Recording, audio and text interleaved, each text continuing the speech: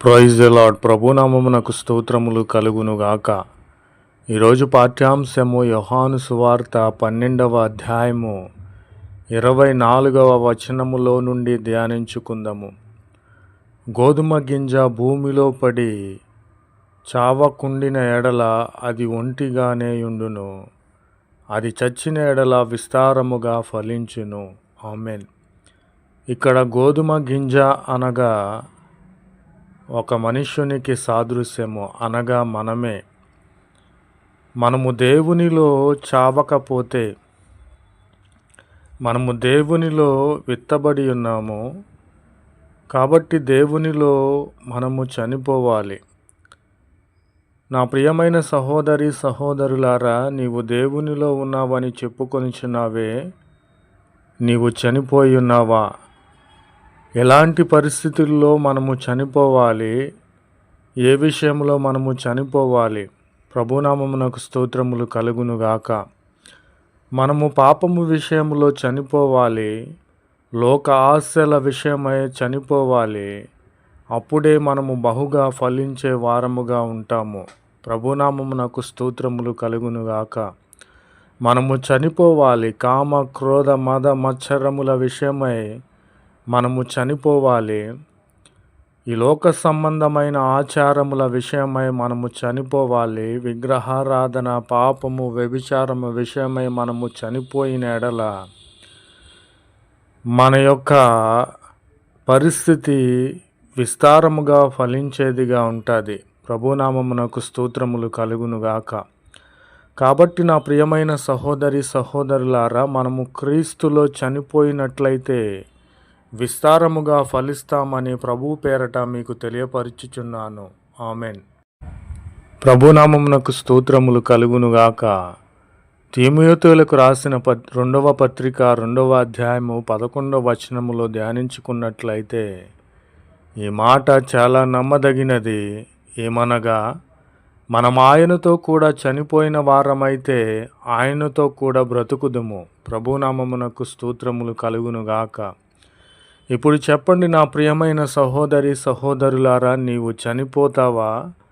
లేదా లోకానుసారముగా ఆశలలోను, వ్యభిచారములోను, విగ్రహారాధనలోను, పాపములోను పడిపోయి నీవు బ్రతికి నిత్యాగ్నిలో పడతావా? నీవే తేల్చుకోమని ప్రభు పేరట తెలియపరచుచున్నాను.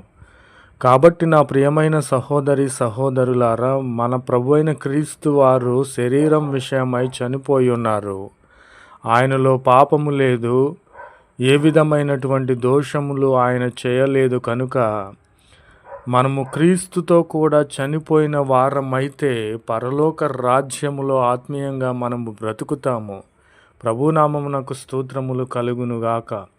కాబట్టి నా ప్రియమైన సహోదరి సహోదరులారా, నేను నమ్ముకున్న నా యేసయ్య, నా దేవుడు పరిశుద్ధుడు. ఆయనలో పాపము లేదు, ఆయనలో కల్మషము లేదు, ఆయనలో విగ్రహారాధన లేదు, ఆయనలో వ్యభిచారములు లేవు, ఆయనలో పాపము లేదు, ఆయనలో లోకానుసారమైనటువంటి విధానము లేదు. కనుక నేను ఆయనలో చనిపోయి ఉన్నాను.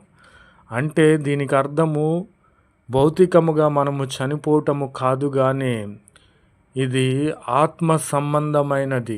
కాబట్టి నా ప్రియమైన సహోదరి సహోదరులారా, ఒక్కసారి ఆలోచన చేయండి. పాపము విషయమై చనిపోయిన వాడు క్రీస్తుతో కూడా బ్రతికే విధముగా ఉంటాడు. కాబట్టి నా ప్రియమైన సహోదరి సహోదరులారా, ఈ అంత్య దినములలో ప్రభు అయిన క్రీస్తు వారికి మనము దగ్గరగా ఉన్నామా, లేదా నరకానికి దగ్గరగా ఉన్నామా అనేది మనము పరిశీలన చేసుకోవలసిన పరిస్థితి. నా ప్రియమైన సహోదరి సహోదరులారా, నేను క్రీస్తుని నమ్ముకొని ఉన్నాను, కానీ నేను ఇంకానే పాపము చేస్తూ ఉన్నాను, లోకానుసారిగా ఉన్నానని నీవు అనుకొని ఎడల ఒక్కసారి దేవుని దగ్గర క్షమాపణ పొందుకో. దేవుడు ప్రభు అయిన క్రీస్తు వారు ఏ విధముగా అయితే శరీరం విషయమై చనిపోయి ఉన్నాడో ఆ విధముగా మనము చనిపోయిన ఎడల మన ఆత్మీయ స్థితి ఫలించే విధముగా ఉంటుందని ప్రభు పేరట తెలియపరచుచున్నాను. మనము నిత్యాగ్నిలో పడిపోవుట కంటే నిత్యము కూడా ఆయనతో బ్రతుకుట మేలని నేను తెలియపరచుచున్నాను. కాబట్టి నా ప్రియమైన సహోదరి సహోదరులారా, ఈ లోకము విషయమై, పాపము విషయమై, లోకానుసారమైన విషయముల దేవునిలో మనము చనిపోవాలి.